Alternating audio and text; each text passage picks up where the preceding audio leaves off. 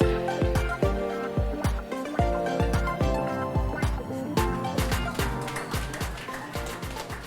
name's Braeden Lampard. I'm a program manager for Murray-Darling Basin. Been at Ozfish Unlimited for 2.5 years. So my job is essentially to manage or partly manage all the restoration projects across the basin.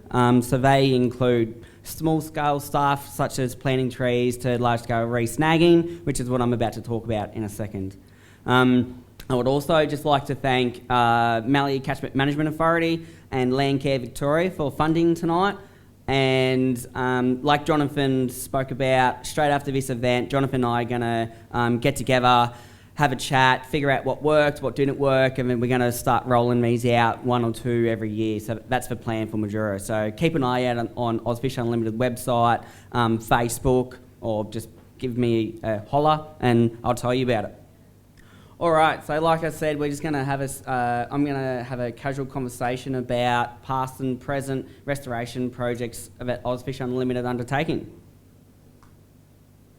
So our mission is simple but effective. We essentially want to restore fish habitat and help recreational anglers achieve those actions. And we hope that by doing that, we'll be able to create basically an army of recreational anglers or stewards who are keen to go out and actually give back to the sport that they love, which is rec fishing. So the 4 projects which I'm going to talk about tonight, there are 2 in Bottle Bend and 2 in the Lower Darling River. So I'll start off with Bottle Bend. So Bottle Bend, if you don't know, it's upstream from here. It's opposite Echo Point in Redcliffe. So it's about 1,000 acre reserve, which is managed by the Bottle Bend Reserve Committee. They're a really keen and passionate group of people, really work closely with Ozfish Unlimited to restore that reserve. So essentially what the project is habitat mapping the Bottle Bend Reserve Inlet Creek and the Billabong, using that data to then to install large logs and rocks, run a series of community events, and then down the track work alongside people like New South Wales Fisheries and stock gold and perch in there to create a perch fishery, essentially. So the project site in the Murray River, which is what I'll speak about now, the Murray River, that's basically directly opposite Echo. So there's 5 sites which we'll be working under. At each site, we will be placing woody habitat and rocks at those dot points, red points. So the idea is to work alongside a contractor and a specialised machine, and then we'll be installing the logs into the water and then essentially pinning them, so using large river red gum straight pins and crisscrossing them. So essentially, once that log is in the water, it will not move. And then by adding more habitat complexity, we're going to put rocks around it. And then in between those red dots, we're also going to put rocks in between there as well to connect up that whole site, essentially. So the other photos are just showing what Bottle Bend is. So the specifics, like I said, there's 20 large trees, such as the one pictured. So essentially what we're after are full-grown trees that have been blown down in storms or pulled down to build a fence or a road or anything like that. One thing which we can't do is remove habitat for habitat. So that essentially means that we can't cut down a tree and fall it into the water. We have to find trees that have already fallen down naturally or have the required permits to do so.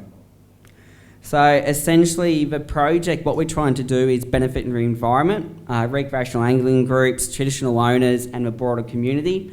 More habitat means more fish, which means more fish for us to catch. Probably means more time away from my home, which my wife will hate. What I spoke about before, the habitats are also going to improve connectivity for native fish. So 4 years ago, Ozfish Sunraysia volunteers spent 600 hours and we mapped each individual log from the Reckless Boat Ramp to Bottle Bend. we've utilised that data and then installed logs at the cliffs, so the actual wreck cliffs. And then from there, we have then applied for more funding, and then now went back, once that funding was successful, went back, reviewed that data, figured out where the next spot to put habitat is, and now we're doing that. So that next spot was at Bottle Bend. So essentially this project is value adding to the previous projects, and that's basically what Ozfish and the local Untitled Chapter are trying to do. We're trying to figure out, figure out and target specific areas where we want to put logs where it's needed the most. So the next project which we're going to work on is at the Lower Darling River.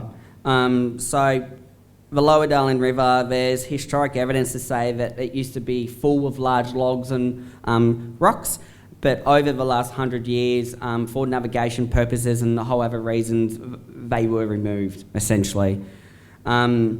So that was, and in some instances, it's been recorded at over 10,000 tonne per River K.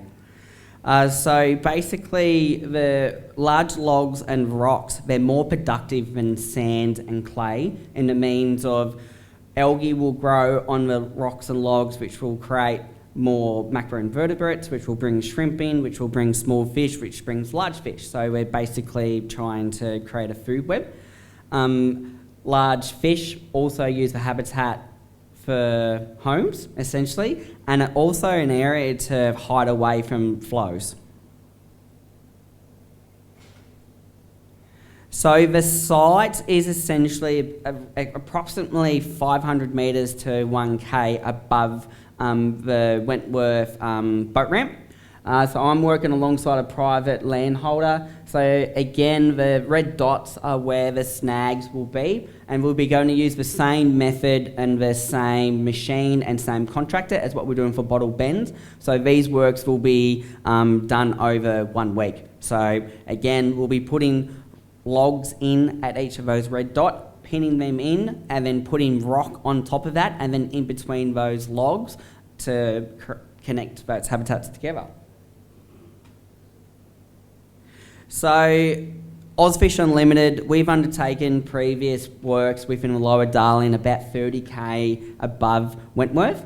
Our idea is essentially to start from above and below, start working basically in together, and then over the next 5 to 10 years, we hope we have that 30k of river connected through restoration projects. So the project at the Lower Darling River, there will be 38 logs installed over those 5 sites and 15 large rock reefs. So each rock reef is approximately 20 tonne. Each rock installed is the size of about a 60 litre to 80 litre esky, so you kind of get an idea about that. The rocks will be picked up through an excavator and installed, and then I'm also working alongside a specialised machinery that you can install the rocks on the front of this boat, and there's a hatch underneath. So essentially you go over the site and you open up the hatch and the rocks will fall underneath at exactly where we want it. So the idea is to put the log in the water, put rocks from the bank, and then go with a boat, open up the hatch and install rocks around the logs. So the idea is to create a complex habitat. So how to get involved. So all Ozfish Unlimited projects rely on community engagement and stakeholders. So we work alongside people such as New South Wales Fisheries, Landcare New South Wales, Landcare Victoria, rec anglers obviously, traditional owners, just basically anyone who wants to come along and be involved. So if you are interested to be involved, there's a couple of ways that you can get in contact with us.